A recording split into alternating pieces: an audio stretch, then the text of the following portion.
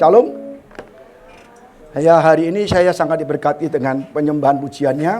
Ya, lagunya bagus sekali. Yang Ibu Gembala selalu mencari lagu itu sesuai dengan tema firman Tuhan. Ya, kok sana agak gelap kasihannya. Saya tidak lihat wajah-wajah. Iya, ya kan. Jadi lagu itu memang selalu dipaskan, disesuaikan dengan tema khotbah. Ya, tadi pertama kali adalah penderitaan, ya kan. Penderitaan, di dalam penderitaan kita harus sukacita. Jangan sukacita hanya karena kita banyak uang, banyak gangto, gajian, kaya, sukses. Kita bersukacita. Tapi dikatakan kita harus bersukacita sekalipun kita di dalam lembah kekelaman, sekalipun kita mengalami kekeringan, mengalami kesusahan ekonomi, sakit penyakit, kita harus bersukacita. Bisa nggak saudara? Berat Pak, memang berat. Tapi harus dipaksakan. Ya, walaupun saya juga menderita kadang-kadang ya, masalah ekonomi, pekerjaan, usaha. Saya mau nggak mau tetap nyanyi, saudara. Walaupun nyanyi dengan hati yang hancur, ya kan? Nyanyi dengan hati yang hancur. Oh Tuhan, aku nggak bisa nyanyi, Tuhan, lagi banyak penderitaan. Tapi harus nyanyi, dipaksakan nyanyi. Maka begitu nyanyi selesai, doa selesai, kita agak pelong. Walaupun masalah belum selesai, tapi kita ada kekuatan. Dan kedua tadi, dikatakan lagi, bahwa kita harus bertobat, ya. Seluruh bangsa bertobat, kita bertobat, maka akan dilimpahkan hujan awal dan hujan akhir sampai banjir, saudara. Ya, memang Tuhan itu unik. Tuhan itu segala sesuatu punya rencana, sekalipun di dalam masalah kita, ya masalah apapun, masalah keuangan, pekerjaan, bisnis usaha, kesehatan, Tuhan izinkan terjadi dan itu suatu teguran pada kita supaya kita waspada, ya kan? Jadi kita harus mengapa kok saya begini, ya kan? Oh mungkin ada salah, oh mungkin kurang beribadah, oh mungkin karena saya akan banyak kesalahan. Dan Tuhan supaya kita ingat bahwa Tuhan itu ingin kita kembali kepadanya, bertobat, dan Tuhan akan pulihkan. Demikian juga kita akan khotbahkan dengan kitab Yoel, ya kemarin Kemarin Hosea, Daniel, dan Hosea. Jadi saudara, mulai minggu kemarin itu kita akan selalu khotbahkan setiap kitab. Ya, kitab nabi-nabi kecil yang kita khotbahkan semua karena sangat penting. Banyak orang nggak tahu apa sih Yoel, apa sih pesan Yoel, apa sih pesan Amos, apa sih pesan Hosea, apa sih Zakaria. Kita nggak tahu semua, Habakuk nggak tahu semua. Maka saudara di sini bisa belajar tentang firman Tuhan, tentang setiap nabi, setiap pesan-pesan Tuhan yang akan kita terima, ya. Jadi kitab Yoel ini mengenai bencana secara nasional, secara bangsa, bencana alam, bencana mengenai lokus, belalang akan dihabiskan semua, menghabiskan semua tanaman, ya. Dan Tuhan juga rencana pemulihan dan tentang hari Tuhan. Jadi pesan utama untuk kitab Yoel, untuk kita semua, untuk bangsa Israel adalah apa? Bahwa Tuhan memperingati akan hari murka Allah, hari tribulasi, hari penghakiman, the judgment day. Diingatkan dengan apa? Dikasih masalah, wabah, belalang, kekeringan, supaya ingat bahwa kembali bertobat dan Tuhan pulihkan jasmani, pulihkan ekonomi, pulihkan agriculture, pertaniannya, dan dicurahkanlah Roh Kudus. Jadi Tuhan itu baik sekali, maksudnya supaya bangsa Israel semua selamat karena mereka begitu jahat. Ya, berpaling dari Tuhan, ngurusi pekerjaan sendiri, ya. Jadi kita lihat kitab Yoel, ya, lihat kita banyak ayat, saudara, banyak ayat. Saya kira kita mudah-mudahan bisa selesai. Ada 14 slide, ya kan? Kok nggak bisa nih ya? Habis baterainya nih? Coba ganti baterainya nih, baterainya habis nih. Ya? Sementara dipakai dulu, ya. Jadi saudara, Yoel 1 ayat 1 sampai 20, ya. Firman Tuhan yang datang kepada Yoel bin Petuel. Yoel itu artinya Jehovah is God, ya. El itu Tuhan. Saudara, Yoel ini tidak punya latar belakang. Sangat sedikit sekali, bahkan tidak ada informasi tentang Yoel. Siapa bapaknya siapa, dari mana, ya kan? Di tahun berapa? Tapi diprediksi tahun 850 sebelum Masehi, sebelum Daniel, sebelum Hosea bahkan, ya kan? Dan ini benar-benar kita nggak ada informasi tentang siapa Yoel, ya bagaimana Yoel asal-usulnya, dan tahunnya semua kita tidak tahu.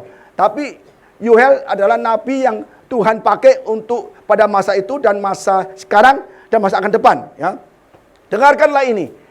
Hai para tua-tua, pasanglah telinga. Hai seluruh penduduk negeri, pernahkah terjadi seperti ini dalam zamanmu dan dalam zaman nenek moyangmu?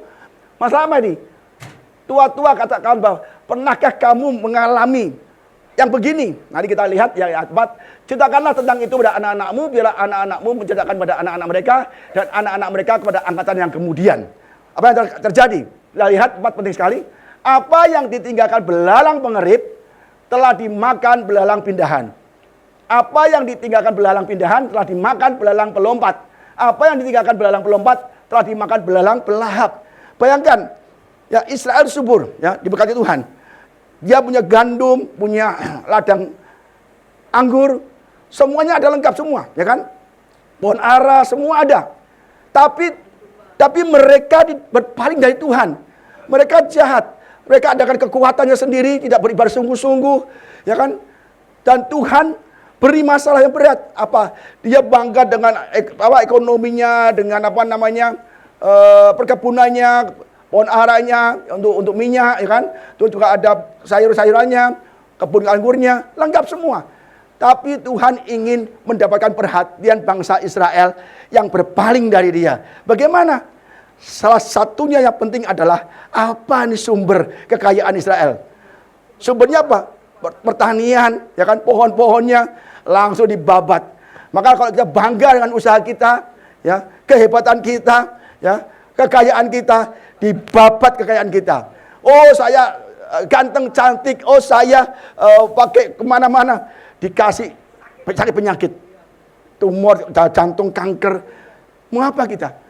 Maka yang kita banggakan, yang kita andalkan, itu dibabat sama Tuhan. Seperti bangsa Israel dibabat. Bayangkan, sawah semua ladang, ya, yang dimakan oleh belalang pengerit, ya, belalang pengerit.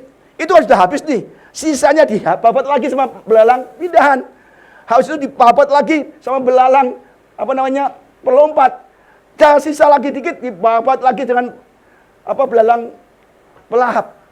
Jadi benar-benar ini udah jatuh dari tangga, ya kan?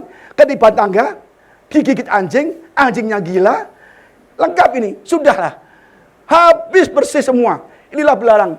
Ini belalang begini, kalau udah jatuh bisa puluhan juta, miliaran, dong. Nah, ini kalau begini sudah kayak, waduh semua habis. Ya. Ini kejadian di Israel tahun 1915, baru abad ke-20-an. Dulu begini langsung habis. Ya, habis tidak kejadian di bangsa Israel. Bahkan ada di Timur Tengah, ada yang di Amerika Latin, serangan hama. Kita punya sawah juga demikian, saudara. Sawah kita kenapa nggak setahun nggak nanam padi? Pak, banyak hama, Pak, banyak penyakit, Pak. Jadi satu kampung desa tuh nggak ada lagi yang nanam padi. Saya telepon nih pegawai saya yang di rumah walet di Serang. Kok udah nggak setor, Pak? Udah lama nih. Ternyata di sekitar desa itu tidak ada yang nanam lagi karena rugi, modalnya nggak balik karena dimakan oleh hama. Ya, demikian juga ini kalau begini, waduh saudara, mengerikan nih. Itu semua ladang, semua pohon yang hijau jadi tinggal batang-batang rantingnya aja dan kekeringan, saudara. Ya, akhirnya apa? Nggak ada pohon anggur, nggak ada pohon ara. Dan di sini juga dikatakan yang lucu ayat 5 nih. Bangunlah hai pemabuk dan menangislah, merataplah hai semua peminum anggur karena anggur baru, sebab sudah dirampas dari mulutmu anggur itu. Ternyata pemabuk pun juga kena keimbasnya. Orang mabuk mau beli wine, nggak ada kebun anggurnya, nggak ada panen anggurnya. Kalau ada anggur nggak ada wine, ya nggak ada bir juga kan dari barley itu dari gandum. Jadi dari barley nggak ada semua. Bahkan pemabuk pun stres juga, kena imbasnya di pemabuk dan peminum, ya kan? Jadi saudara, kalau Tuhan sudah menghukum bangsa, semua tidak akan terluput. Nanti ada imam-imam, ada hewan, semua stres ada berikutnya, saudara ya. Ini seperti Keluaran 10:5. Diingatkan kita kepada tulah Musa yang ke-8. Belalang itu akan menutupi permukaan bumi sehingga orang tidak dapat melihat tanah. Bayangkan, tanah itu belalang semua. Belalang semua, apa yang ada daun hijau dimakan. Bayangkan, belalang itu akan memakan habis sisa yang terluput loh. Sisa yang terluput. Sisa dari apa? Hujan es. Udah mati semua, tanamannya dihajar sama belalang. Yang masih tinggal bagimu dari hujan es itu. Bahkan akan memakan habis segala pohonmu yang tumbuh di padang. Tuhan kalau menghajar kita itu habis-habisan, tetapi Tuhan menunggu kita bertobat. Banyak orang udah habis-habisan, sudah nggak punya apa-apa, masih bebal, masih sombong, masih bangga, masih membual, masih pokoknya nggak mau ibadah, nggak mau ke gereja, pelayanan. Itu Tuhan tegur hebat saudara ya. Kita lihat ayatnya berikutnya. Saya cepat aja karena ini benar-benar banyak bahannya. Kok nggak bisa lagi nih? Ya, ini ayat 6, sebab maju menyerang negeriku suatu bangsa yang kuat tidak terbilang banyaknya. Giginya bagaikan gigi singa dan taringnya berbagaikan taring singa betina. Ini bangsa ini bukan manusia, tapi belalang. Kadang-kadang Tuhan kita memakai bangsa, menggambarkan hewan itu sebagai bangsa, pasukan yang hebat. Kita lihat di Amsal 30 ayat 24, semut bangsa yang tidak kuat, tapi yang menyediakan makanan di musim panas. Ya, semut disebut bangsa. Ya, pelanduk bangsa ini, pelanduk ini kancil kecil. Ya, bangsa yang lemah, tapi yang membuat rumahnya di bukit batu. Jelas bahwa hewan pun dikatakan suatu bangsa. Maka ayat 6 ini bangsa menyerang yang kuat, banyak adalah ini belalang semua. Ini bayangkan satu pohon ini rantingnya semua dirubung oleh belalang. Waduh saudara, kalau ada belalang begini, sisa nggak ada, yang saya ranting aja. Masa kita makan ranting? Masa kita makan batang? Nggak ada kan? Ya kan? Terus Wahyu ini ingat kayak 9 ya. Ayat 9 ayat 10, 7, 10 juga belalang-belalang. Namanya belalangnya lain nih. Dan rupa belalang-belalang itu sama dengan seperti kuda, disiapkan untuk peperangan. Dan dari kepala mereka ada suatu menyerupai mahkota emas. Dan muka mereka sama seperti muka manusia. Dan rambut mereka sama seperti rambut perempuan. Dan gigi mereka sama seperti gigi singa. Dan dada mereka sama seperti baju sirah. Dan bunyi sayap mereka bagaikan bunyi kereta-kereta yang ditarik banyak kuda. Yang sedang lari ke medan peperangan. Dan ekor mereka sama seperti kalajengking. Dan ada sengatnya di dalam ekor mereka itu terdapat kuasa mereka untuk menyakiti manusia 5 bulan lamanya. Jadi gambaran belalang itu juga nanti akan lagi belalang, tapi belalang sesungguhnya, bukan sesungguhnya. Nanti bisa kayak drone-drone, ya nuklir, itu racun semua saudara. Jadi ini gambarannya seperti itu nanti.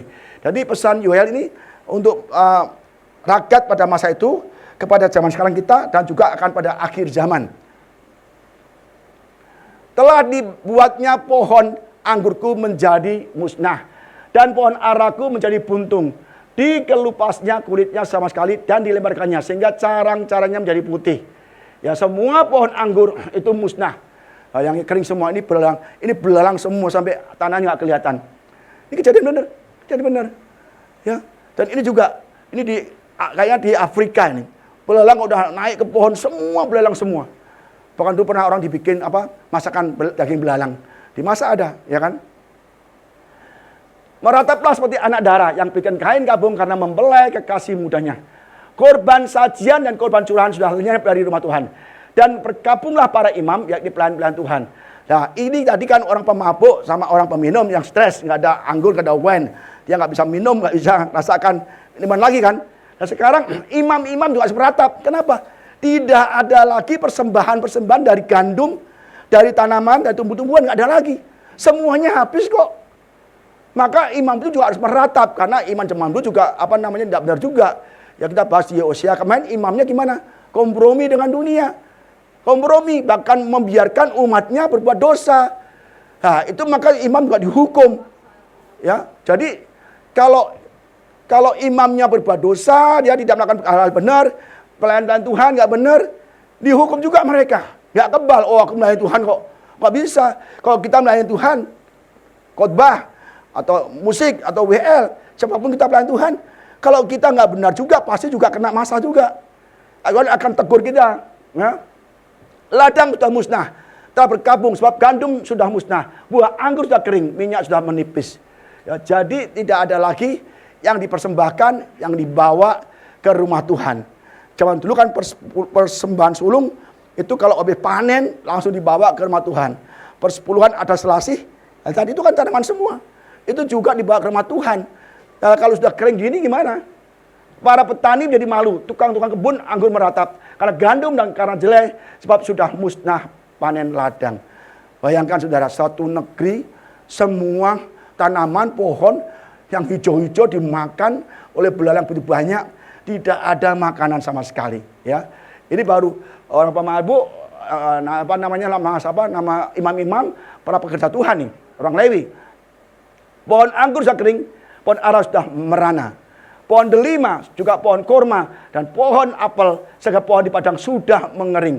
Sungguh kekeringan melayu dari antara anak-anak, kegirangan dari anak-anak manusia. Artinya kegirangan sudah lewat dari anak-anak manusia. Jadi benar-benar sekota, senegeri, semua meratap menangis. Ya. Menangis karena nggak ada makanan. Ya, imam-imam menangis, pekerja Tuhan menangis, orang Lewi menangis, orang pemabuk pun menangis. Ya kan, semua menangis. Nggak ada makanan kok. Berat saudara. Ya, kalau kita mengalami ini berat sekali. Berapa banyak orang waktu COVID, nggak ada income, nggak ada pemasukan. Mereka menangis. Karena nggak ada pemasukan sama sekali kan. Sudah begini kan. Lihatkanlah kain kabung dan mengelulah baik para imam. Nah, ini imam juga tegur. Suruh pakai kain kabung dan mengeluh hai para imam, merataplah hai para pelayan mesbah, merataplah hai orang Lewi, hai kita semua pengerja, merataplah, masuklah bermalamlah dengan memakai kain kabung, hai para pelayan Allahku, sebab sudah ditahan dari rumahmu, Allahmu korban sajian korban curahan. Tidak ada lagi korban curahan, tidak ada lagi korban bakaran, tidak ada korban lagi, tidak ada sama sekali. Maka semua imam, semua pekerja rumah Tuhan harus meratap dan berkabung, ya. Adakan puasa yang kudus. Maklumkanlah perkumpulan raya, kumpulkanlah para tua-tua seluruh penduduk negeri ke rumah Tuhan Allahmu, beribadah pada Tuhan. Ya, ini kita ingat akan kisah Yunus. Ya, Niniwe kan, ingat kan Niniwe. Semua akan dimusnahkan, meratap seluruh negeri, ya. Dan Tuhan akan berbalik, ya. Wahai, hari itu sungguh hari Tuhan sudah dekat. Ini Yoel udah ngomong, udah dekat hari Tuhan. Nah kan, ini kamu saya kasih namanya latihan dulu. Masalah kamu tuh gak banyak, hanya makanan aja. Kelak hari Tuhan, ya tribulasi, penghakiman Tuhan, hukuman Tuhan jauh lebih parah daripada hanya sekedar makanan ini. Ini baru latihan. Hari Tuhan sudah dekat. Dekat, Jesus is imminent, sangat-sangat dekat, ya kan? Datangnya bagi pemusnah yang maha kuasa. Datang bukan seperti bayi yang di palungan. Memberikan keselamatan. Aku juru selamat, percaya aku diselamatkan. Tapi nanti datang kedua, itu Tuhan akan menghukum orang-orang menolak Tuhan. Yang gak mau ibadah, apalagi gak mau melayani Tuhan. Ibadah saja gak mau. Orang demikian pasti akan lewat, pasti akan dihajar Tuhan. Kalau ibadah saja gak mau, gimana Tuhan tolong? Gak mungkin enak aja. Tuhan yang punya surga kok. Kamu mau sungguh-sungguh masuk surga, harus ibadah sungguh pada aku, ya kan? Bukankah di depan mata kita sudah lenyap makanan sukaria dan surat dari Allah kita? Tidak ada lagi sukacita, tidak ada kegirangan. Wajahnya murung semua. Udah kayak pepaya yang busuk gitu kan. Udah stres. Orang lihat nih, kalau stres, mukanya cepat tua, saudara. Maka ibu-ibu jangan stres ya. Nanti cepat tua loh. Ya, bapak-bapak juga. Bapak-bapak itu paling rawan. Orang laki-laki itu kalau udah ada masalah, itu stresnya cepat sekali, kurus. Mukanya berkerut-kerut, ya kan. Tapi kalau perempuan bisa menghandle, masih kuat. Tapi laki-laki itu gampang stres, saudara. Ya, malah bisa cepat mati. Hati-hati, ya kan. Jangan buat suamimu stres. Bu Ida selalu buat saya senang. Happy terus. Udah jangan mikir berat-berat. Yang berat aku yang mikir aja. Loh, enak kan? Punya Ibu Ida ini akan aku diselamatkan karena Ibu Ida baik, ya Ibu Ida kan dulu berdosa, ya kan, diambil balik dan aku diselamatkan Tuhan melalui Ibu Ida. Dan kamu jangan banyak mikir-mikir yang berat-berat. Kamu kalau mikir sedikit aja udah kayak tua. Wah kan? Maka kalau saya gini nggak kelihatan tua karena ini gara-gara Ibu Ida nih.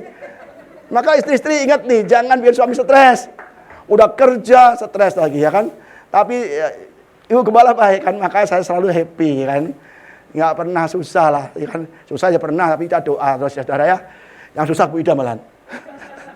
saya nggak pernah susah. Karena yang susah ditanggung Bu Ida semua kan. Yang mikir berat-berat tanggung Bu Ida. Udah kamu jangan mikir berat-berat ya, nggak usah. Nanti ketuaan kamu, tua sebelum umurnya kan. Betapa mengeluhnya hewan dan gempar kawanan lembu. Sebab tidak ada lagi padang rumput, baginya juga makanan kambing domba terkejut. Jadi saudara, tadi yang dihajar pertama kali pemabuk, peminum, nggak ada anggur, nggak ada wine, nggak ada bir, ya kan? Kedua, imam-imam, orang Lewi, pekerja Tuhan, ya kan? Terus petani itu juga lemes kan? Sekarang siapa yang mengeluh nih? Hewan-hewan. Lah kalau hewan nggak makan rumput, makan apa? Makan dahan, makan ranting. Tuhan itu baik, makanya aku dibaringkan di padang yang berumput hijau. Ini nggak ada rumput hijau gimana? Hewan pun juga udah mukanya pasti udah lesu, udah kurus kering. Yang gemuntah-muntah nggak ada lagi. Hewan pun mengeluh. Ini semua kena semua, ya. Kepadamu ya Tuhan, aku berseru sebab api telah memakan habis tanah gembalaan di padang gurun. Nyala api telah menghanguskan segala pohon di padang.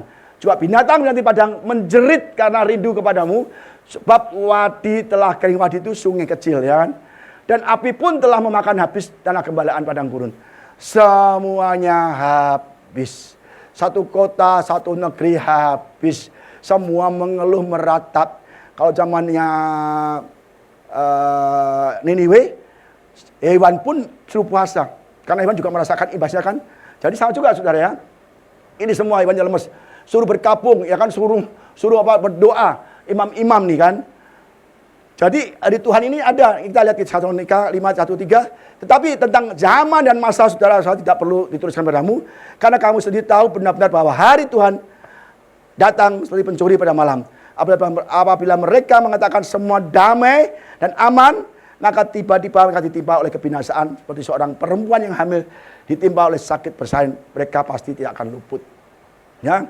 Jadi jangan pikir Pak aman, saya aman Pak, uang saya banyak Pak, usaha lancar, semuanya baik-baik, negara baik-baik.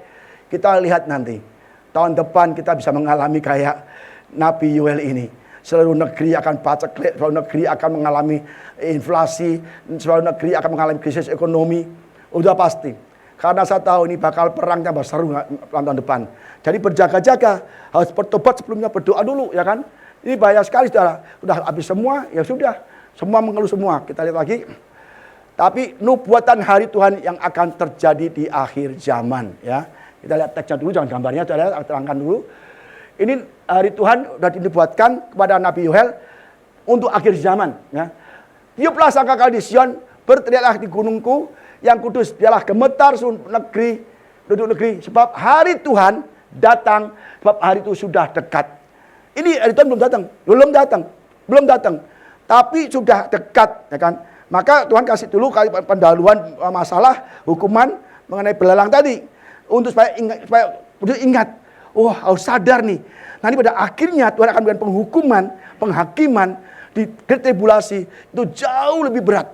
Seperti abad pertama, orang dikasih umpan makan singa, ya kan? Dibakar hidup-hidup, ya kan? Disembelih. Orang makan orang, ada juga. Ada di raja-raja tuh. Dikepungkan, kota dikepung oleh musuh. Akhirnya ibu ngomong, hari ini aku makan anakmu dulu, tapi besok makan anakku aku goreng untuk kita berdua. Jadi ada, karena kelaparan, anak-anak dimasak untuk makan bapak ibunya. Nanti dengan demikian, orang akan makan orang. Nggak ada hewan, makan apa? Makan orang nggak gampang, banyak orang kok. Nyari kambing susah. Sate kambing udah nggak ada lagi. Saya susah nggak ada sate kambing. Saya susah nggak ada gulai kambing. Saya suka sop kambing juga. Babi nggak ada lagi. Saya susah lagi. Ya kan? Tapi nggak ada semua. Setuju ada. Ya paling yang dimakan orang juga. Waduh, saudara, bahaya. Ya kan? Suatu hari gelap gulita dan kelam kabut. Suatu hari berawan dan kelam pekat. Seperti fajar di atas gunung-gunung. Terbentang suatu bangsa yang banyak kuat. Serupa itu tidak pernah ada sejak purbakala. Dan tidak adakan lagi suatu turun-temurun pada masa yang datang. Ini lagi, pada masa yang akan datang. Yoel sudah tahu kabarnya. Nanti akan banyak, ya kan, kayak belalang-belalang. Tapi belalang bukan sesungguhnya belalang. Kita lihat ya. Di depan api memakan habis. Belakangnya nyala api berkorban. Tanah di depannya seperti Taman Eden. Tapi di belakangnya ada padang gunung yang tandus. Sama sekali tidak ada yang, kita baca lagi, yang tempat penting. Rupanya seperti kuda. Berarti ini nanti terjadi, ya, serangan-serangan itu seperti alat, bukan seperti kuda. Apa itu? Ya kan? Seperti kuda balapan, mereka berlari cepat. Seperti kereta Mereka melompat di atas puncak gunung, seperti geletiknya nyala api yang makan habis jerami. Seperti suatu bangsa yang kuat teratur rasanya untuk berperang. Seperti. Seperti kuda apa? Mungkin bisa kayak tank. Tahun depan akan datang tank semua. Nih, tank ini helikopter kayak belalang nih. Belalang nanti akhir zaman bukan belalang beneran. Belalangnya nanti kayak capung nih. Wah, ini kayak belalang pelahap, belalang pengirik, belalang pindahan, belalang semua kan. Ini belalang nanti di akhir zaman. Buahnya sekali di atas gunung, ya. Nanti kayak kuda cepat itu semua bisa tank. Tank ini ada ribuan di Israel, perang di Gaza. Nanti lebih parah lagi, semua judgment, semua restorasi, semua pemulihan bermula di Yerusalem, di Timur Tengah. Nanti baru menyebar ke kita semua. Kita kan bukan anak sulung, kita anak cangkokan. Kita bukan pohon yang asli, kita cangkokan. Kita bukan umat pilihan, tapi kita umat yang dikasih anugerah. Ya, kita ada turunan Israel secara rohani. Ya, jadi saudara, yang terutama ada di Israel semua. Ini nanti juga cepat geraknya, ini bisa nuklir semua banyak saudara. Ini para glider ini kayak belalang juga, kayak semua kan. Ini kemarin di Israel saya lihat gambarnya, semua di udara udah pakai senapan semua. Orang di jalan ditembakin semua. Orang di pasar, di jalan ditembakin semua. Nanti mengerikan terjadi, saudara. Hati-hati. Ini saya lihat ini. Ini namanya rudal balistik Hwasong. Tembakan dari Korea sampai ke Amerika bisa. Ini rudal nuklir ini. Panjangnya 30 meter, bayangkan. 30 meter. Diameternya 2 meter. Gede banget. Tembakan ke Jakarta Monas. Seluruh Jakarta rata tanah. Dan imbasnya sampai puluhan ratusan kilometer itu kena radiasi. Mengerikan, nanti terjadi, Yohanes dalam gambaran. Nanti ada belalang-belalang, ya. Nanti ada seperti kuda, ya, tank seperti kuda, kuat kan, cepat larinya, ya kan. Ada seperti kereta-kereta. Itu semua adalah peralatan perang canggih, akan semua ada di dunia ini pada zaman akan perang. Kita nggak tahu apakah tahun 2025 itu aman-aman saja. Saya kira tambah parah. Atau di perang dunia, itu awal perang dunia tahun ini. Nanti perang dunia yang benar yang ketiga akan terjadi prediksi saya tahun depan. Karena sudah mulai, apalagi Trump menang juga kan. Dia pro Israel. Pasti akan dikirim banyak senjata, banyak capung-capung, banyak belalang-belalang ini saudara. Ya, ini gambar akan datang pada masa yang akan datang.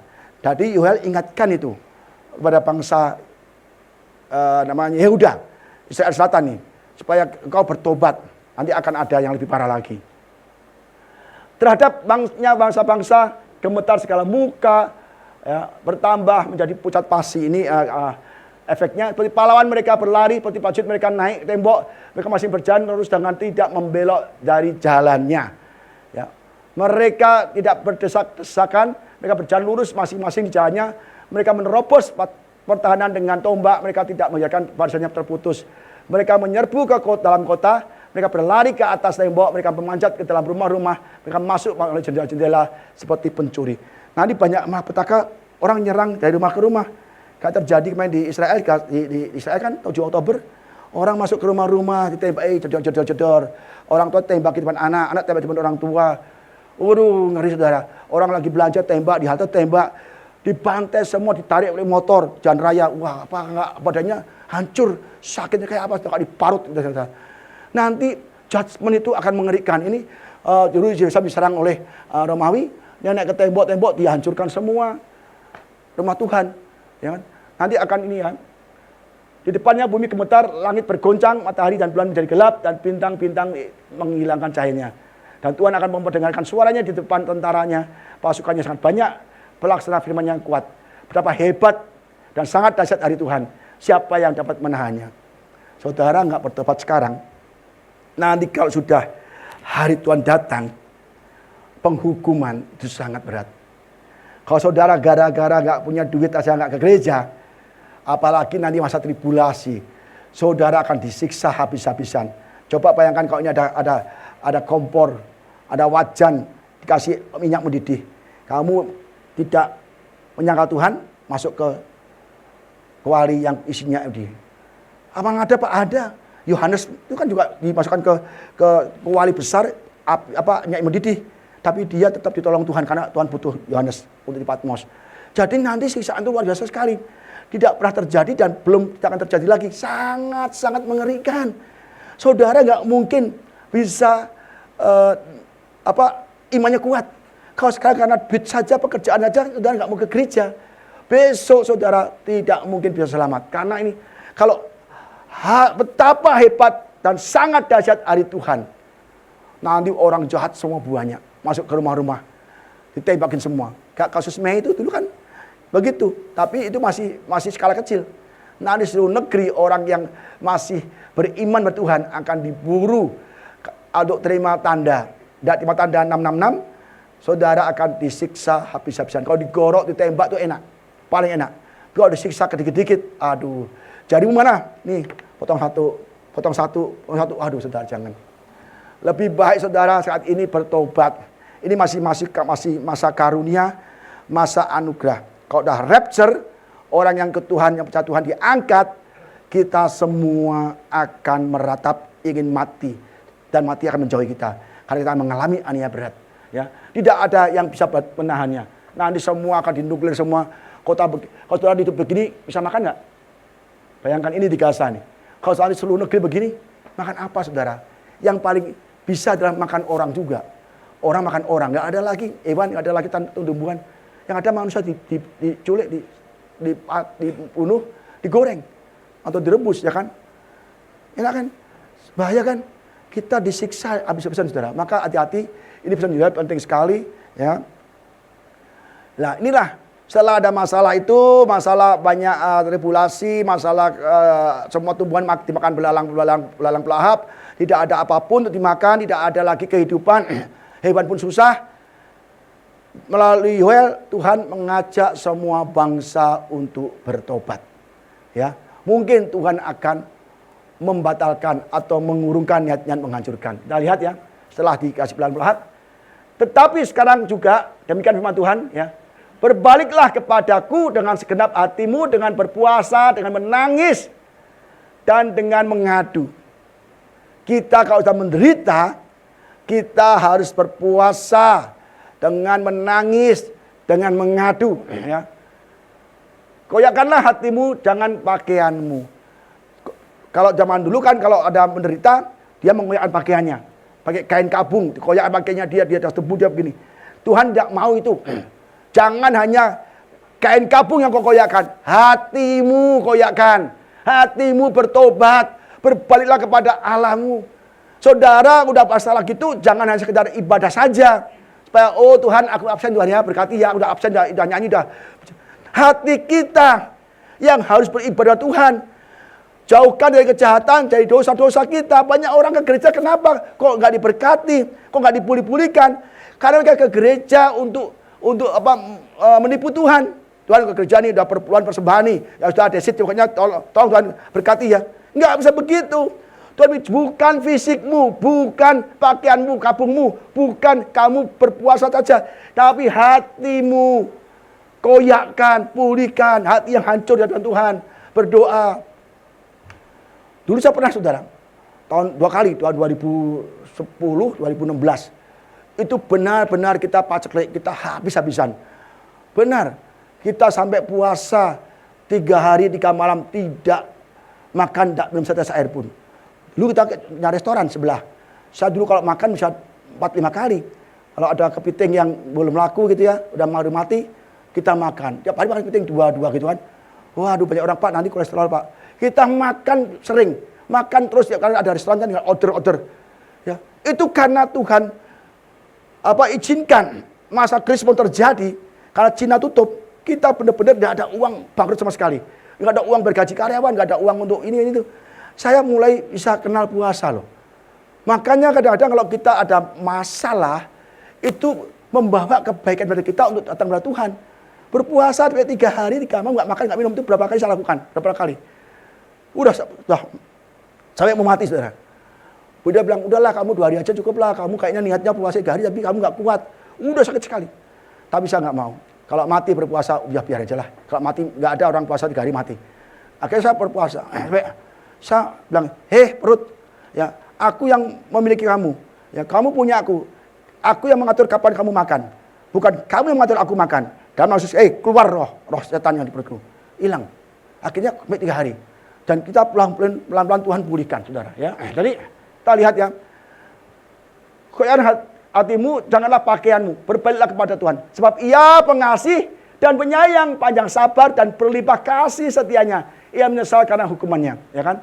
Jadi Tuhan itu baik. Dia tuh menghukum kita tuh, saya nggak tega.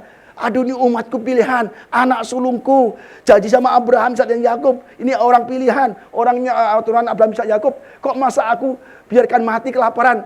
Dia nggak tega, tapi dia harus melakukannya. Orang Israel bertobat, berbalik mencari Tuhan. Karena begitu dia berpaling dari Tuhan, ya, dia prasangka kalah, ya kan?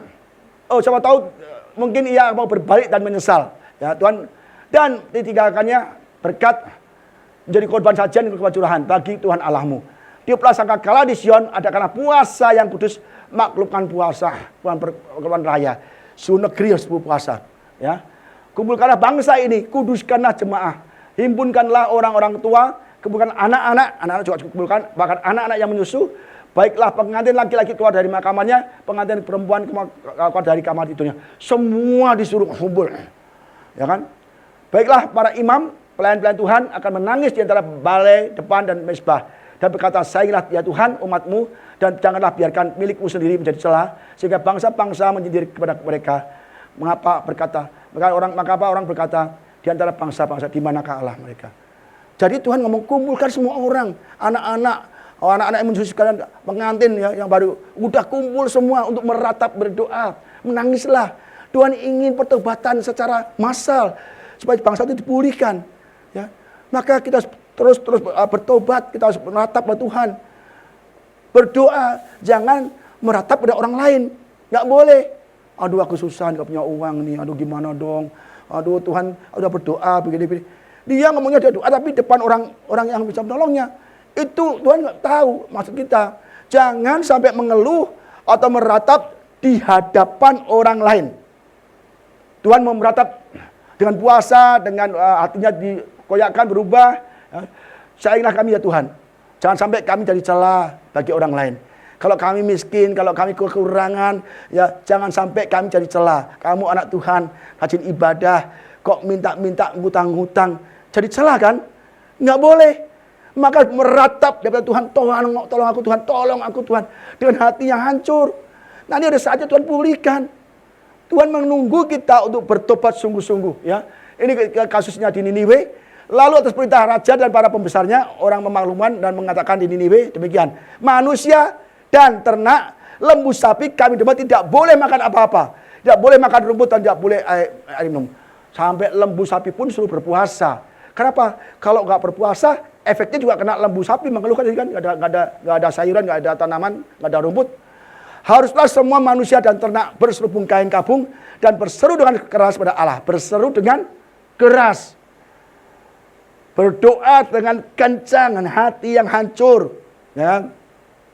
Serta haruslah masing-masing berbalik dari tingkah lakunya yang jahat dari kekerasan yang dilakukan. Berbalik dari tingkah laku yang kok putih ya, yang jahat. Berbalik, ya kan? Dan dari kekerasan yang dilakukannya, ya kan? Siapa tahu mungkin Allah akan berbalik dan menyesal. Serta berpaling dari murkanya yang bernyala-nyala itu sehingga kita tidak binasa.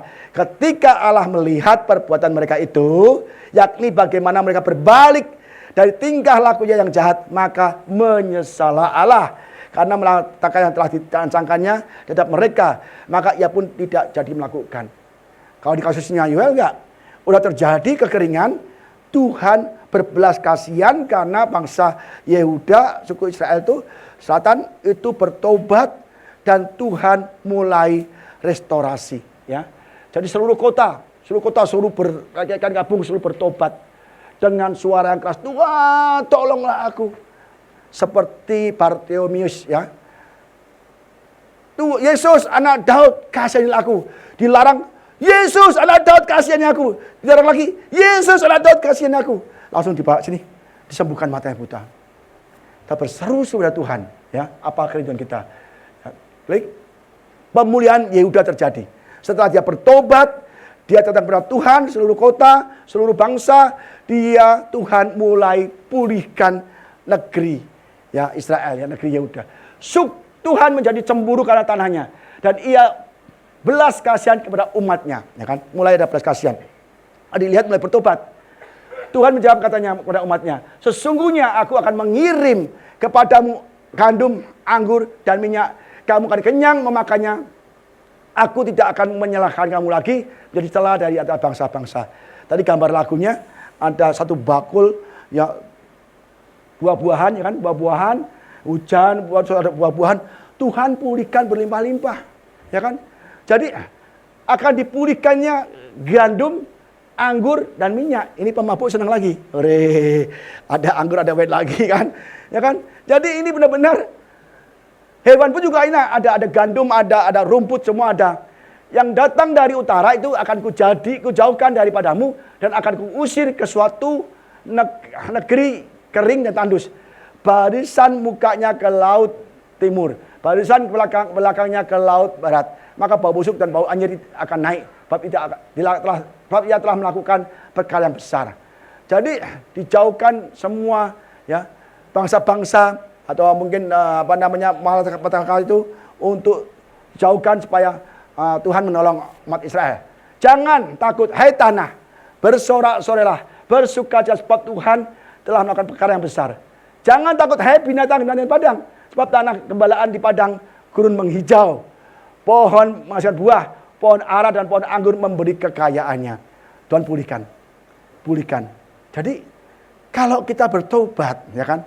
Kalau kita ini sungguh-sungguh mencari Tuhan, tidak sekedar ibadah saja, tidak sekedar baca Alkitab saja, tidak sekedar baca firman Tuhan, tapi hati kita harus dijauhkan dari yang jahat, dari dosa-dosa kita, kesombongan kita. Orang sombong pasti dihajar Tuhan, tidak boleh. Kita kaya, hebat, punya macam-macam. Saudara, Tuhan gampang sekali mengajar orang. Dan untuk dibalikkan lagi juga gampang juga, ya kan? Maka dia harus benar-benar bertobat. 2 Tawarik 7:13-14. Bila mana aku menutup langit sehingga tidak ada hujan, dan bila mana aku menyuruh belalang memakan habis bumi, dan bila mana aku melepaskan penyakit sampar. Jadi di Tawarik pun juga ada belalang juga menghabiskan pertanian semua, ya kan? Dan umatku yang atasnya namaku disebut merendahkan diri berdoa dan mencari wajahku, lalu berbalik dari jalan-jalan yang jahat, maka aku akan mendengar dari surga dan mengampuni dosa mereka serta memulihkan negeri mereka. Jelas, kalau kita mengalami paceklik, ya kan, belalang belahap menghabisi usaha kita, bisnis usaha kita, kesehatan kita. Kita kalau bertobat, merendahkan diri kita di hadapan Tuhan, berdoa, mencari wajah Tuhan dan berbalik dari jalan yang jahat, maka Tuhan mengampuni dan memulihkan. Tuhan itu Maha Kasih, Tuhan itu baik, nyawanya pun diberikan untuk kita.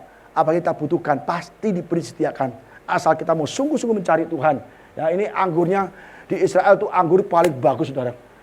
Ya, adiknya Ibu Ida ini selalu ke Israel. Dia main biji-bijian tanaman. Dia ke Israel itu ke perkebunan. Waduh, mewah sekali, Tuhan.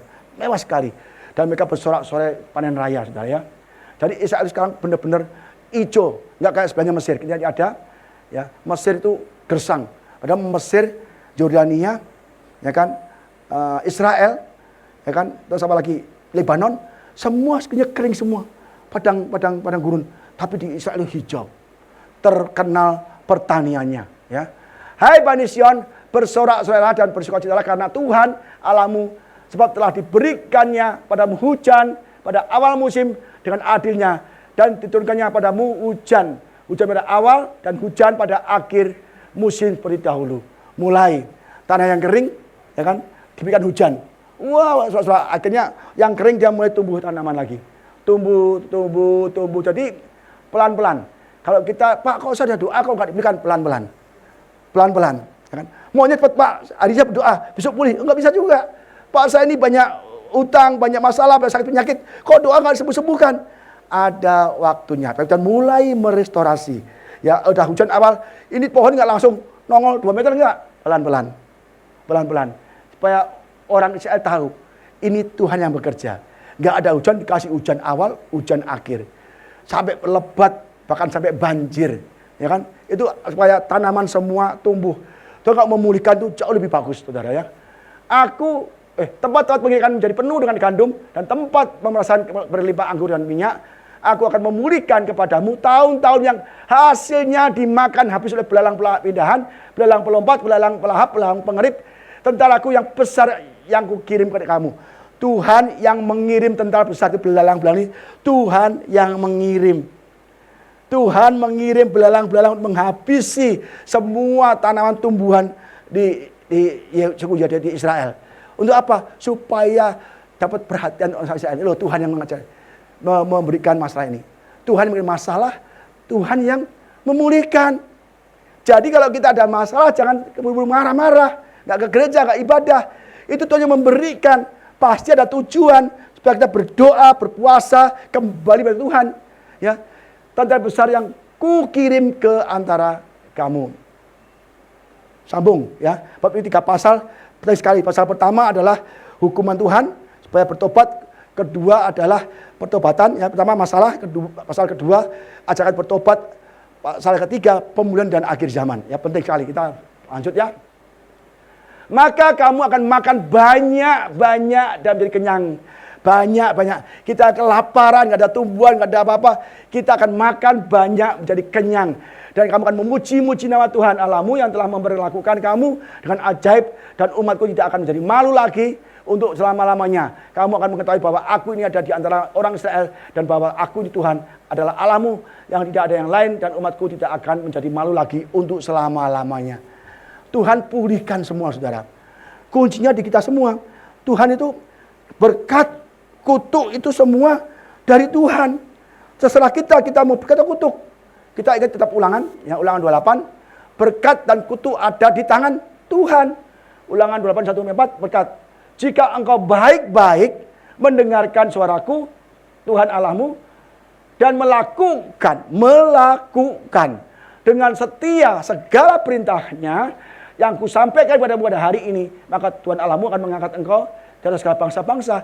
Kalau saudara mendengarkan firman Tuhan yang saya sampaikan hari ini, itu firman Tuhan, dan melakukan dengan sungguh-sungguh, maka saya percaya masalah saudara akan dipulihkan. Kekeringan sudah akan dipulihkan. Hari ini saya menyampaikan firman Tuhan, dengar sungguh-sungguh, dan tidak hanya mendengar pulang lupa. Karena habis kerja makan di mall, lupa kan? Harusnya selesai di sini merenungkan, buka pada malam. Tadi Pak Budi tekan apa? Oh, UL. Belajar UL lagi, ya kan? Segala berkat ini akan datang padamu dan menjadi bagianmu jika engkau mendengar suara Tuhan Allahmu. Diberkati engkau di kota, diberkati engkau di ladang, diberkati buah kandunganmu, hasil bumimu, pekerjaanmu ya. Buah kandunganmu adalah keturunanmu. Buah kandungan adalah turunanmu, anak-anak cucumu, ya kan? Hasil bumimu, hasil ternakmu, yakni anak lembu sapi dan kandungan kambing dombamu. Ini semua ada beberapa ayat, semua tidak saya kasih semua, itu berkat semua. Tapi bagaimana kalau kita melawan Tuhan? Ini panjang sekali kutuk ini, Pak. Nggak kasih saya semua ya, karena terlalu panjang. Ulangan 28 ayat 14-20 tentang kutuk. Tetapi jika engkau tidak mendengarkan suara Tuhan Allahmu dan tidak melakukan dengan setia segala perintah dan ketetapannya yang kusampaikan pada hari ini, maka segala kutuk ini akan datang kepadamu dan mencapai engkau. Saat khotbah ini, ya, firman Tuhan, kebenaran Tuhan, kalau saudara nggak mendengar sungguh-sungguh dan tidak melakukannya dengan setia, maka kutuk ini akan datang padamu. Banyak kutuknya. Terkutuklah engkau di kota dan engkau di ladang. Di kota, di ladang, pekerjaan kita kutuk. Terkutuklah bakulmu, buat adonanmu juga, ekonomi kita hancur. Terkutuklah buah kandunganmu, keturunanmu, anak cucumu, hasil bumimu, anak lembu sapimu dan kandungan kambing dombamu. Terkutuklah engkau pada waktu masuk, terkutuklah pada engkau pada waktu keluar. Tuhan akan mendatangkan kutuk, huru-hara dan penghajaran ke antaramu dalam segala usaha yang kau kerjakan sampai engkau punah dan binasa dengan segala jahat perbuatanmu, sebab engkau telah meninggalkan aku. Itu masih banyak listnya tentang kutuk, saudara. Jadi kita kalau mau dengar firman Tuhan hari ini, ya, dan saudara mau melakukannya, berkat akan datang pada kita. Tapi kalau kita menolak melakukannya, maka kutuk datang pada kita. Jadi berkat dan kutuk itu ada di tangan Tuhan. Kita pilih mana? Kayak lagunya siapa tuh? Madu di tangan kananmu, racun di tangan kirimu. Aku tak tahu mana yang akan kau berikan padaku. Jadi berkat, madu, atau kutuk, itu racun ada di tangan Tuhan. Kita mau pilih mana? Tuhan yang mana? Ya terserah kamu. Kamu mau melakukan firman Tuhan enggak? Ya kasih. Kalau enggak mau, kasih kutuk. Mendengar firman Tuhan, lakukannya kasih berkat, kasih madu. Ya, jadi kita harus benar-benar tahu ya. Ini kalau Tuhan memulihkan dari kering begini, langsung hijau. Kita lihat di Mesir, bangsa-bangsa yang melawan Tuhan, melawan Israel, semuanya kering. Ini perkebunan anggur. Saudara, saya pernah ke Israel 2 kali, ya kan? Kita ke Yordania, ke Mesir, ya kan? Kemana-mana kan? Itu negara-negara Timur Tengah, besar-besar, itu semua kering semua. Begitu bus kita memasuki Israel, itu hijau semua. Jadi ada perbedaan. Kalau kita umat Tuhan, anak Tuhan pasti diberkati. Asal kita melakukan firman Tuhan. Ya, ini kering semua. Yordania, ya kan, Turki, kalau Turki apalagi, Mesir, semua, Irak, Iran, di padang gurun semua. Tapi Israel hijau banget. Jadi ada perbedaan, saudara ya. Ulangan di 28 ayat 18-20. Kutuk tadi sudah ya. Ini sudah semua. Oke, kita next lagi. Kita penting seperti ya, karena ini mau benar-benar selesai, tapi saya akan cepatkan. Hari Tuhan. Yoel menyebut hari Tuhan akan terjadi. Hari Tuhan itu di Perjanjian Lama disebutkan 17 kali. Tapi 5 kata hari Tuhan itu ada di kitab Yoel. Jadi Yoel menekankan hari Tuhan. Sampai satu kitab yang kecil 3 pasal itu menyebutkan 5 kali tentang hari Tuhan. Wah, betapa pentingnya hari Tuhan. Diingat pada bangsa Israel, pada kita semua, ya kan? Kemudian daripada itu akan terjadi bahwa aku akan mencurahkan rohku ke atas semua manusia, maka anak-anakmu laki-laki, anak dan perempuan akan bernubuat. Orang-orangmu yang tua akan mendapat mimpi, teruna-terunamu akan mendapat penglihatan-penglihatan. Juga atas hamba-hambamu laki-laki dan perempuan akan kucurahkan rohku pada hari-hari itu. Jadi Yoel yang menggambarkan nanti akan terjadi pencurahan Roh Kudus. Ya kan? Itu terjadi di Yerusalem, ya kan? Matahari akan berubah jadi gelap, gulita, dan bulan menjadi darah sebelum datangnya hari Tuhan. Loh, hari Tuhan lagi, ya kan? Jadi nanti akan ada masalah tribulasi, getribulasi sebelum Tuhan datang untuk menghajar semua bangsa-bangsa. Dan barang siapa yang berseru pada nama Tuhan akan diselamatkan. Sebab di Gunung Sion dan di Yerusalem ada keselamatan. Seperti yang telah difirmankan Tuhan, dan setiap orang yang dipanggil Tuhan akan termasuk orang-orang yang terlepas. Ya. Ini dikutip oleh Petrus di Kisah Para Rasul. Ya. Maka bangkitlah Petrus berdiri dengan 11 rasul itu, dan dengan suara nyaring ia berkata kepada mereka, "Hei kamu orang-orang Yahudi, dan kamu semua yang tinggal di Yerusalem, ketahuilah dan camkanlah perkataanku ini. Orang-orang ini tidak mabuk seperti kamu sangka, karena hari baru pukul 9. Dia dikira mabuk karena dia berbahasa roh. Kira mabuk kan? Pada pagi, belum siang. Tetapi itulah yang difirmankan Allah dengan perantara Nabi Yoel. Kita bukan mabuk, kita berbahasa roh. Karena itu yang dinubuatkan oleh Nabi Yoel. Dia menyinggung Nabi Yoel. Apa yang disinggung Nabi Yoel? Akan terjadi pada hari-hari terakhir.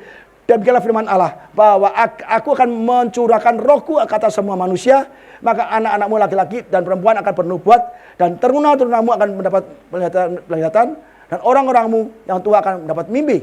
Juga ke atas hamba-hambaku laki-laki dan perempuan akan kucurahkan rohku pada hari-hari itu. Dan mereka akan bernubuat. Dan aku akan mengadakan mujizat di atas, di langit, tanda-tanda di bawah, di bumi, darah dan api, dan gumpalan-gumpalan asap. Matahari akan berubah menjadi gelap, gulita, dan bulan menjadi darah sebelum datangnya hari Tuhan. Ya, ini sama ya, hari yang besar dan mulia. Dan barang siapa yang berseru pada nama Tuhan akan diselamatkan. Persis apa kata Yoel dikutip oleh Petrus. Ya, ini apa artinya? Barang siapa yang berseru pada nama Tuhan akan diselamatkan. Dari apa? Diselamatkan dari great tribulasi. Diselamatkan dari penghakiman Tuhan, penghukuman Tuhan. Ya, jadi kalau kita berseru nama Tuhan, sungguh-sungguh melakukan firman Tuhan, kita akan diselamatkan dari great tribulasi. Kita akan diangkat Tuhan rapture dan dibawa ke surga. Amin, saudara.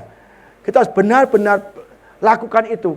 Ya, ini ya. Jadi roh dicurahkan yang pertama di Pentakosta, ya, di Pentakosta, di loteng atas Yerusalem. Itu curahkan.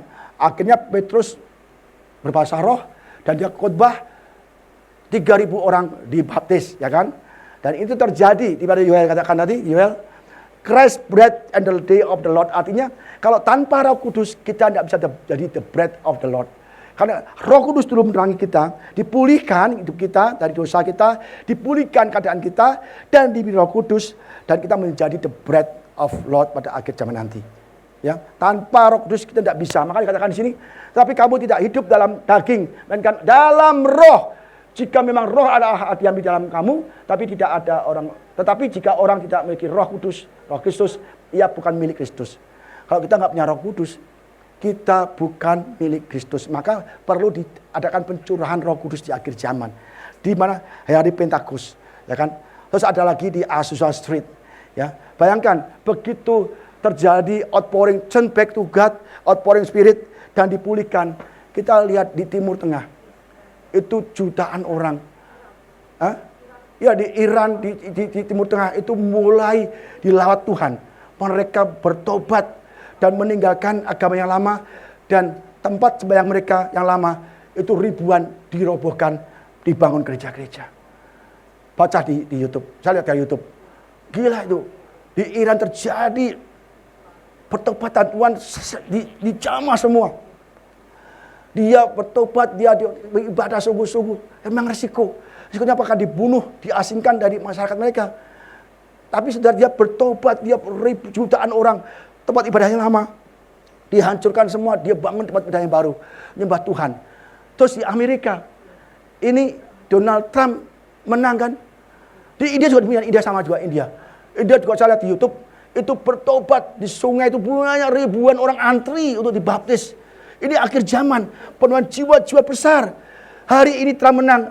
Tadi pagi saya jam 4 saya lihat di YouTube, Trump ngomong gini, Bible ya akan dibalikan lagi ke Amerika. Jadi Alkitab akan dikembalikan lagi di Amerika. Kalau dulu orang karena apa? Di zaman presiden sebelumnya itu LGBT, ya, abortion, semua boleh. Dan negara itu kacau balau, bahkan di Philadelphia orang kayak zombie, itu kacau semua. Kenapa? Tidak ada ibadah sungguh-sungguh, tidak ada Bible, tidak baca firman Tuhan. Dan Trump itu yang takut akan Tuhan. Selama dia kampanye pun dia bawa Bible, dia berdoa terus untuk Bible, didoakan. Menang pun juga ada perayaan muji Tuhan. Saya gila, Trump begitu menang langsung dia seluruh tim suksesnya nyanyi muji Tuhan. Kemenangannya. Dan Trump ini Bible ini adalah warisannya mama saya. Saya selalu bawa, inilah buku favorit saya. Dan Bible ini akan kembali kepada seluruh rumah di Amerika. Seluruh rumah harus punya Bible. Kalau zaman Biden, semua Bible ditarik dari sekolah-sekolah. Tidak ada lagi pelajaran agama. Tapi Trump ini bilang, aku akan mengembalikan Bible, Alkitab ke rumah-rumah penduduk. Karena dia tahu bahwa Tuhanlah yang berkuasa untuk memulihkan. Kalau kita nggak berseru pada Tuhan, ada LGBT dilarang oleh Trump. Trump bilang, yang saya akui adalah pasangan suami istri adalah laki-laki dan perempuan. Ya, Adam dan Hawa, bukan Adam dan Aliong, bukan. Atau Adam dan Ahok, bukan. Ya, tapi Adam dengan Hawa. Ya, Hawa juga dengan Adam, bukan Hawa dengan Acen, bukan. Ya, jadi benar-benar dipulihkan. LGBT akan dilarang di Amerika. Yang sudah disahkan oleh Biden boleh menikah sejenis di gereja. Itu Trump merubah semua. Dia terjadi outpouring of spirit. Maka Trump selalu berdoa, selalu baca Alkitab. Ini buku favorit saya. Dia ditembak, meleset ke kuping aja. Sadar ya bahwa ada musuh kan? Ya, itu benar-benar dikatakan tadi juga baca lagi. Rakyat Amerika tidak boleh menyembah government, tapi menyembah Tuhan. Kalau di Korea Utara menyembah government, ada patungnya Kim Il-sung, kakeknya Kim Jong-un, sebelahnya papanya Kim Jong-un, Kim Jong-il. Semua rakyat harus menyembah patung itu. Dan setiap rumah harus ada fotonya Kim Jong-il dan Kim Il-sung. Kalau banjir kebakaran, kamu selamat, tapi foto itu lupa dibawa masuk keluar, dihukum mati. Jadi kalau kamu, anak kamu mati gak apa-apa. Yang penting foto Kim Il-sung dan Kim Jong-il harus diamankan dulu. Nggak boleh, itu dihukum semua. Kayak banjir besar di Korea bulan lalu, banjir besar. Banyak ada orang yang lupa bawa fotonya Kim Il-sung dan Kim Jong-il, dihukum berat. Dihukum berat. Jadi semua rakyat harus menyembah kakek dan papanya Kim Jong Un. Dan dia menyanyikan lagu-lagu pujian kepada Kim Jong Un dan Kim Jong Il. Itu Korea Utara. Betul apa sih Trump begini.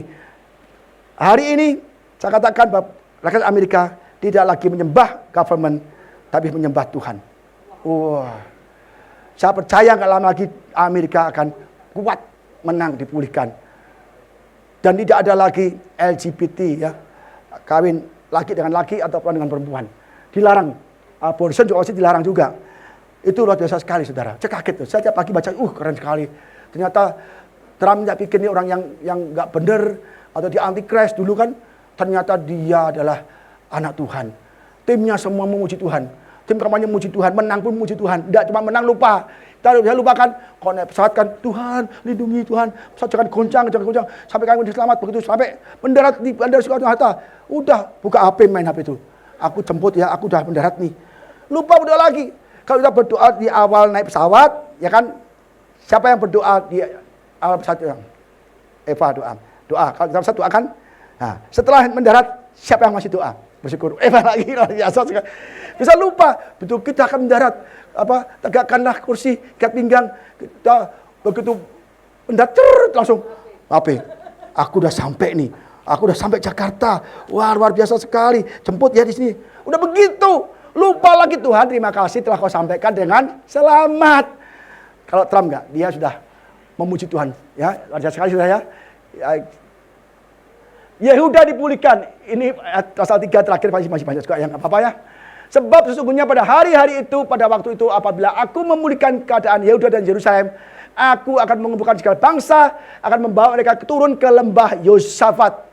Aku akan berperkara dengan mereka di sana. Mengenai umatku, milikku sendiri Israel, karena mereka mencerai-beraikan di antara bangsa-bangsa dan membagikan tanah-tanahku.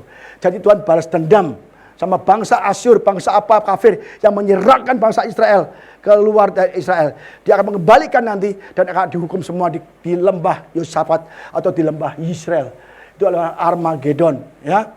Jadi oleh karena mereka membuang undi mengenai umatku, menyerahkan seorang anak laki-laki, seorang sundal, menjual seorang anak perempuan karena anggur untuk diminum. Ini artinya bangsa Israel itu dijual, ya dijual berbelikan. Wanita untuk pelacur, laki-laki budak, dianggap rendah, dijual belikan, ya kan? Lagi apakah sangkut pautnya dengan aku, hai tulisan Sidon dan seluruh wilayah Filistin, apakah kamu hendak membalas perbuatanku? Apabila kamu melakukan sesuatu terhadap aku, maka dengan cepat, dengan segera aku akan membalikkan perbuatan itu kepadamu. Jadi kalau orang nyerang bangsa Israel, Tuhan akan membalaskan apa mereka lakukan, dibalikkan lagi, ya kan? Oleh karena kamu mengambil perakku dan emasku dan telah membawa barang-barangku yang berharga, yang indah-indah ke tempat-tempat ibadahmu. Ini zamannya Antiochus itu yang Bu Ida ngomong, saya lupa tuh, Antipanes ya. Nah itu semua barang-barang zamannya si Raja Belsasar semua itu diambil perabotan Bait Allah yang emas-emas dipakai untuk tempat ibadah Dagon ya oleh Baal. Dan telah menjual orang-orang Yehuda dan orang Yerusalem pada Yunani dengan maksud menjauhkan mereka dari daerah mereka. Jadi benar-benar Yehuda ini dihancurkan oleh banyak negara, banyak bangsa. Sekarang itu demikian. Israel diserang banyak bangsa-bangsa. Tuhan akan berperang mereka.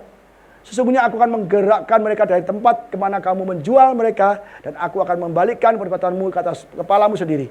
Aku akan menjual anak-anakmu laki-laki dan perempuan kepada orang-orang Yehuda. Mereka akan menjual anak-anakmu kepada orang-orang Seba, pada suatu yang bangsa yang jauh. Sebab Tuhan telah mengatakan. Jadi kalau dulu bangsa Israel dijual sebagai budak, sebagai pelacur oleh bangsa-bangsa kafir, akan dibalikkan. Bangsa-bangsa kafir akan dijual kepada bangsa Yehuda. Ini pembalikan, ini pemulihan. Ini terjadi, saudara. Ya, terjadi semua. Apa yang dikatakan Yoel ini terjadi, akan terjadi dan sedang terjadi. Lalu ia mengumpulkan mereka di tempat yang lembah bahasa Ibraninya Armageddon, lembah Israel, lembah Yosafat. Di dalam lembah akan bangsa-bangsa akan dihancurkan. Cepat ya, cepat. Yoel 3 ayat 9 satu aja karena waktu sudah habis, sudah lama.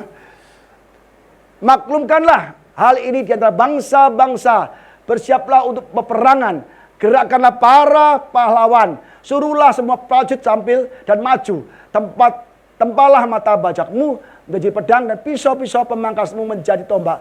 Baiklah yang tidak berdaya berkata, aku ini pahlawan. Tuhan gerakkan bangsa suku Yehuda untuk kembali berperang melawan bangsa-bangsa. Bergeraklah segala bangsa, bergerak dan datanglah hai segala bangsa dari segala penjuru, dan berkumpullah ke sana, bawa turun ya Tuhan pahlawan-pahlawanmu. Jadi segala bangsa akan dikumpulkan di lembah Yosafat, di lembah-lembah Armagedon akan dihancurkan. Ya, baiklah bangsa-bangsa bergerak dan maju ke lembah Yosafat, sebab di sana aku akan duduk untuk menghakimi segala bangsa dari segala penjuru. Tuhan akan datang ke judgment day, dan dia akan dibantai semua bangsa-bangsa. Hanya suku Israel, 12 suku Israel diselamatkan dan kembali ke Millennium Kingdom. Ya, pondok Daud dipulihkan di kerajaan 1000 tahun. Dan kita gimana Pak? Kita bukan orang Israel. Kita juga diselamatkan. Karena kita Israel dalam rohani. Israel dalam rohani, dalam roh ya. Airkanlah sabit, sebab sudah masa tuan. Marilah irikan, sebab sudah penuh tempat anggur, tempat pemerasan kelimpahan, sebab banyak kejahatan mereka. Ya, jadi sabit airlah anggur itu, karena banyak kejahatan mereka. Banyak orang di lembah penentuan. Ya sudah dekat hari Tuhan di lembah penentuan, hari Tuhan lagi. Ya, 5 kali ada disebut. Jadi saudara, nanti pada akhir zaman Tuhan akan sabitkanlah anggur itu apa? Manusia jahat dikumpulkan disabit sampai darahnya selekang kuda, ya kan? Wahyu 14:8-20 ini sama. Yoel membuatkan kitab Wahyu ini juga. Kita lihat. Dan seorang malaikat lain datang dan dari mezbah, ia berkuasa atas api, ia berseru dengan suara nyaring pada malaikat yang memegang sabit tajam. Katanya, ayunkanlah sabitmu yang tajam itu dan potonglah buah-buah pohon anggur di bumi, karena buahnya sudah masak. Lalu malaikat mengangkat sabitnya ke atas bumi dan memotong buah anggur di bumi dan melemparkannya ke dalam kilangan besar, yaitu murka Allah. Murka Allah. 7 cawan murka Allah dituramkan, dan nanti pada Armageddon juga disabit lagi, dan buah-buahan anggur itu dikilangan keluar kota, dikilang di luar kota, dan dari kilangan itu mengalir darah tingginya sampai ke kekang kuda dan jauhnya 200 mil. Sekakang kuda segini. Itu seluruh negeri 200 mil itu 360 kilo. Dari sini sampai Tegal itu darah segini. Itu darah seluruh bangsa dihabiskan, dibabat raja-raja, pemuka agama, semua jahat-jahat, jenderal, semua dibabat sampai dari rekang kaki kuda sepanjang 200 mil. Nanti di akhir zaman semua akan dibabat semua. Ini darah semua. Tapi kita nggak mengalaminya. Karena kita sudah diangkat, diselamatkan. Yang berseru dan diselamatkan dari hari Tuhan. Jadi ini benar-benar Yoel itu hebat sekali. Dia mengatakan penghakiman Tuhan pada masa dia dan juga pada masa yang akan datang. Last ya, penting sekali. Last but not least, terakhir tapi tidak kalah penting. Matahari dan bulan menjadi gelap, ya kan? Bintang-bintang menghilangkan cahayanya. Tuhan mengaum di Sion, ya, dari Sion Yerusalem, ya. Ia mendengarkan suaranya, langit dan bumi bergoncang, tapi Tuhan ada tempat perlindungan bagi umatnya. Nah, kita umatnya enggak. Kalau kita hanya ke gereja, enggak melakukan firman Tuhan, kita bukan umatnya. Kita nyampe hipokrit, orang Parisi, orang yang munafik. Tapi Tuhan ada tempat perlindungan bagi umatnya dan benteng bagi orang Israel.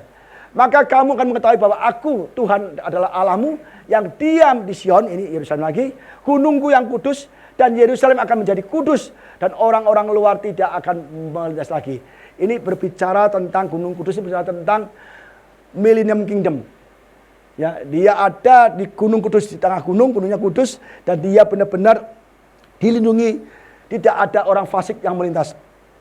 Semua orang-orang yang cinta Tuhan, bangsa Israel, kita semua cinta Tuhan, akan masuk ke dalam Millennium Kingdom, yaitu kerajaan 1000 tahun di bumi.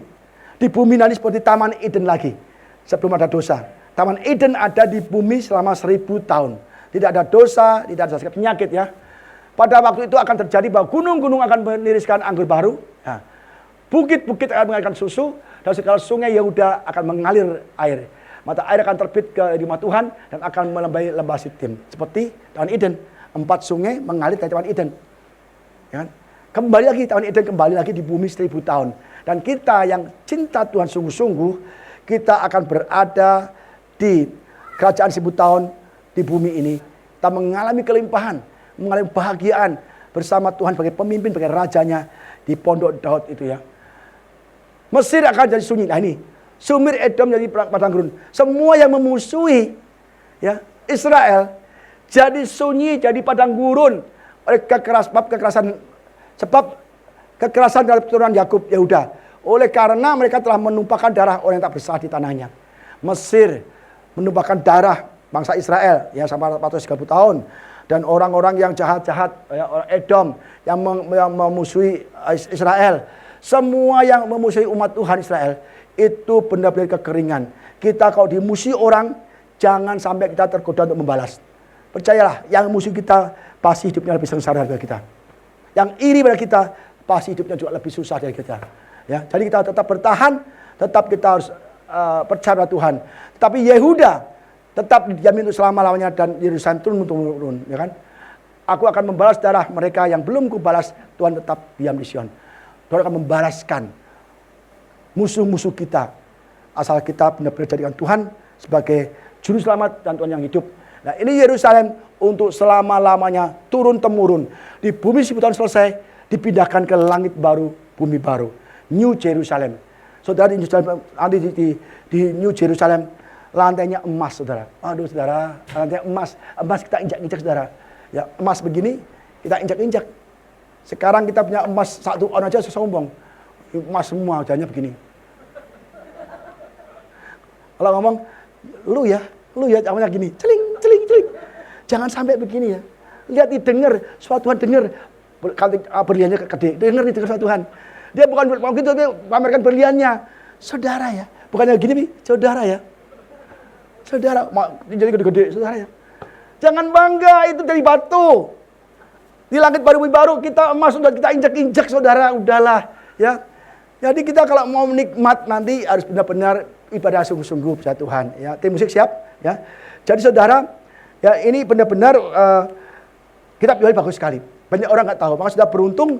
Tiap minggu akan saya khotbahkan dari nabi ke nabi sampai Maleaki. Nanti selesai baru kita lari ke Matius, Markus, Yohanes sampai Wahyu lagi. Di sini akan saya ajarkan. Saya senang sekali ya berkhotbah tentang kitab-kitab tentang firman Tuhan. Ya, jadi ayatnya banyak, soal sabar ya. Kalau sudah nggak sabar, waduh susah lagi. Jangankan melakukan, dengar aja nggak sabar, nggak mau kok. Ya, jadi saya percaya di sini ada umat Tuhan yang militan, walaupun nggak banyak, tapi saya percaya semua akan diselamatkan.